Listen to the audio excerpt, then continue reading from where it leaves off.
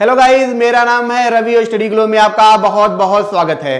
दोस्तों, एक बहुत बड़ी क्या हुई है, उपलब्धि हुई है, एक बहुत बड़ी खुशखबरी भी है। जी हाँ दोस्तों, कैंसर का वैक्सीन खोज लिया गया है, या फिर हम ऐसे कहें कि कैंसर वैक्सीनेशन का सफल परीक्षण कर लिया गया है। और साथ ही साथ मैं आपको बता दूं कि 2030 तक क्या होगा कि हर कोई कैंसर की वैक्सीन लगवा सकता है। जी हाँ दोस्तों, यूके है, मैं आपको बता दूं बायोएनटेक कंपनी है, ठीक है, इन्होंने दावा किया है कि इन्होंने वैक्सीनेशन सफल परीक्षण कर लिया है। मैं आपको बता दूं कि इनका यह दावा है कि 2030 तक ये क्या करेंगे, लगभग 10,000 लोगों को क्या करेंगे, सफल परीक्षण करेंगे। और साथ ही साथ उस वैक्सीन में लगातार शोध करते रहेंगे ताकि ये हो कि 2030 तक क्या हो कि ये आम पब्लिक तक क्या हो, अफोर्डेबल पहुंच पाए।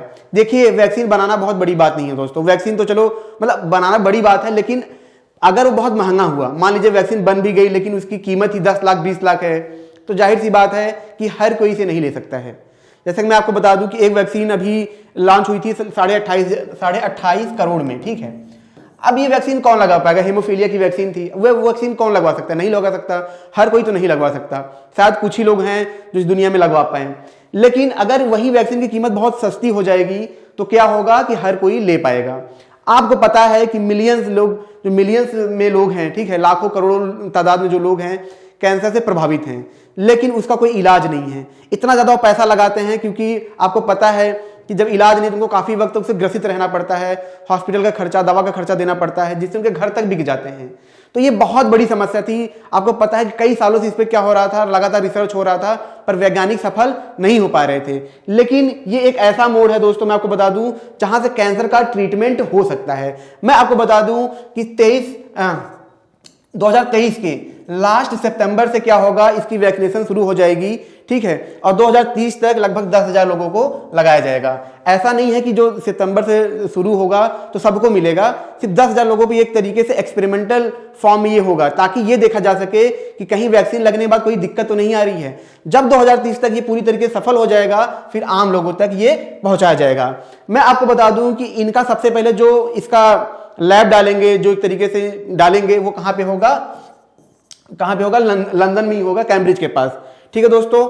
लेकिन अब समझते हैं कि ये शुरुआत इसकी कैसे हुई, कैसे इन्होंने वैक्सीन को खोजा। मैं आपको बता दूं इसमें जो सबसे बड़ा रोल है वो कोरोना का है।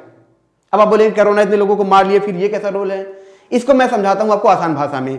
देखिए, मैं आपको बता दूं कई तरीके की वैक्सीन बनाई गई थी जब कोरोना फैला। जैसे भारत की जो वैक्सीन थी वो क्या करता था कि हम कोरोना की ही एक कमजोर कॉपी को क्या करते थे, उसमें भेज देते थे, ठीक है, मतलब कमजोर कोरोना को बना के बॉडी में भेजते थे। वो लड़ते लड़ते इतना इम्यून हो जाता था कि जो नए कोरोना आते थे उनसे वो लड़के खत्म कर देता था, ठीक है दोस्तों। लेकिन यहां पे क्या है, यहां पे जो वैक्सीन बना था उसका नाम क्या है, mRNA वैक्सीन। ये क्या है मैं आपको समझाता हूं बहुत आसान भाषा में। देखिए, आपको पता है हमारे बॉडी में क्या होता है, डीएनए होता है और आरएनए होता है, ठीक है। सबसे पहले समझ लेते हैं डीएनए आरएनए क्या होता है, ठीक है, तो आपको समझ में आएगा। देखिए, ये क्या है, डीएनए है जिसका नाम क्या है, डीऑक्सी रिबोन्यूक्लिक एसिड, ठीक है, और इसका नाम क्या है, आरएनए का रिबोन्यूक्लिक एसिड। आपको पता है डीएनए में को पता है कि यहां पे क्या होता है, दो वाल होते हैं, बीच में क्या होता है, डीएनए होता है। यहां पे क्या होता है, एक तरीके से सिर्फ एक वाल होते हैं, ठीक है, इसको आरएनए बोला जाता है। डीएनए का बहुत बड़ा रोल है, लेकिन आरएनए का इतना बड़ा रोल नहीं माना जाता था, होता है पर माना नहीं जाता था। ये करते क्या है दोस्तों, प्रोटीन्स बनाते हैं, ठीक है।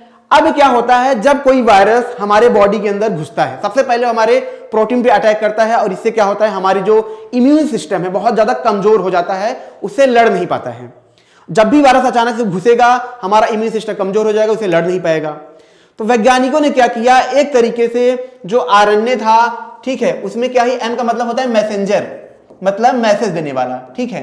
तो क्या उन्होंने क्या किया, एक mRNA वैक्सीन बनाया, ठीक है, जो आरएनए से बना होता है। लेकिन वो क्या करते हैं, जैसे हमारा जो अंदर का आरएनए है जो प्रोटीन बनाता है उसको निकालेंगे, उसमें क्या करेंगे, उसमें अलग तरीके की कोडिंग कर देंगे, उसके मॉलिक्यूल्स में अलग तरीके की कोडिंग कर देंगे, अलग तरीके का मैसेज डाल देंगे, मतलब उसकी जेनेटिक कोडिंग को चेंज कर देंगे।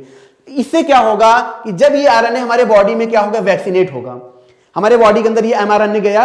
अब ये पता है क्या करेगा, अब जाके बताएगा हमारे जो आरएनए है उसको बोलेगा ऐसे, भाई भाई भाई, अब वो बोलेगा हाँ क्या हुआ, तो ये मैसेज का काम कर रहा है। तो आरएनए को ये बताएगा कि देखो इस तरीके का क्या होगा, वायरस आने वाला है। ये जाके इसको बोल देगा कि कोरोना टाइप का वायरस आने वाला है। अब आरएनए को पता चल गया। अब आरएनए को पता चल गया, लेकिन आरएनए बनाएगा कैसे? तो उसी में एक होता है टीआरएनए, ठीक है। टीआरएनए ये क्या करता है, ट्रांसफर करता है, ठीक है, मैसेज को ट्रांसफर करता है। और उसके बाद क्या होता है, एक होता है आरएनए, इसी में होता है, जो क्या करता है, नए तरीके के प्रोटीन को बनाता है। इसने बोला कि देखो कोरोना आने वाला है, सतर्क हो जाओ। आरएनए सतर्क हो गया, ठीक है। इसने क्या किया, ट्रांसफॉर्म किया मैसेज। आरएनए जो उसी के अंदर होता है, ठीक है, आरएनए वो क्या करेगा, अब क्या करेगा, जो कोरोना आ रहा है उसके हिसाब से नए नए प्रोटीन बनाना चालू कर देगा, उसी उसकी क्षमता हिसाब से। अब तैयार हो गया है। अब जैसे ही क्या होगा, कोरोना वायरस अंदर आएगा, ठीक है, तो यहां पे आरएनए ने क्या किया, उसके हिसाब से लड़ने के लिए प्रोटीन बना दी है। तो जो नया प्रोटीन होगा क्या करेगा, उसको मार मार के खत्म कर देगा। किसको, जो वायरस अंदर आ रहा है।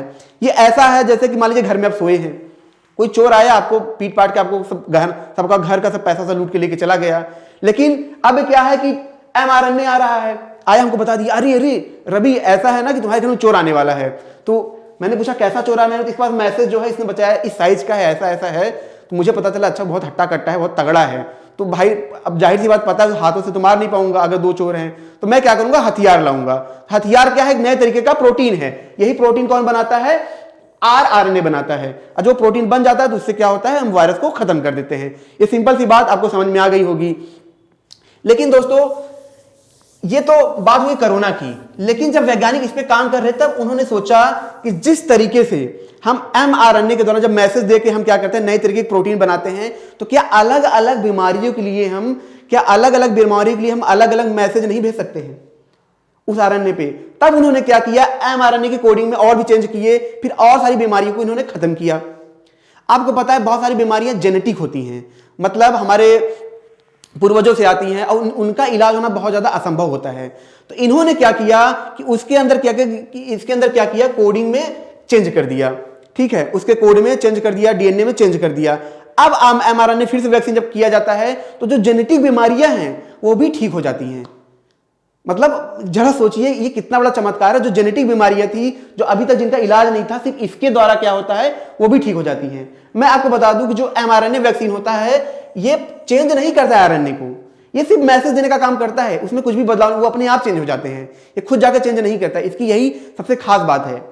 तो जेनेटिक बीमारियां भी ठीक होने लगी। फिर वैज्ञानिकों ने सोचा यार जब ये सब ठीक हो जा रहे हैं तो कैंसर को क्यों ना ठीक करें। तो इन्होंने क्या किया, एमआरएनए के द्वारा कैंसर को ठीक करना शुरू किया और फिर इन्होंने इस पे सफलता पाई। मैं आपको बता दूं कि अभी तक 20 से ज्यादा लगभग जो 20 बीमारी होती है उनको एमआरएनए से ठीक किया जा सकता है। और इसके लिए जो यूके गवर्नमेंट है उन्होंने क्या किया है, अप्रूव्ड कर दिया है। और अभी क्या हुआ, इन्होंने कैंसर पे ये सफलता पाई है और आने वाले भविष्य में ये बहुत बड़ा ब्रह्मास्त्र साबित होगा। और जो कैंसर जैसी बड़ी बड़ी बीमारियां हैं इनको हम बहुत आसानी से इन वैक्सीन के द्वारा खत्म कर पाएंगे। तो दोस्तों ये छोटा सा लेक्चर था। अगर आपको अच्छा लगा हो तो इसे लाइक करें, कमेंट करें, शेयर जरूर करें, ताकि उन लोगों को भी पता चले जिनको अगर किसी को कैंसर भी हुआ होगा तो उनको एक राहत मिलेगी, उनको एक साहस मिलेगा। मिलते हैं नेक्स्ट लेक्चर में। Thank you so much.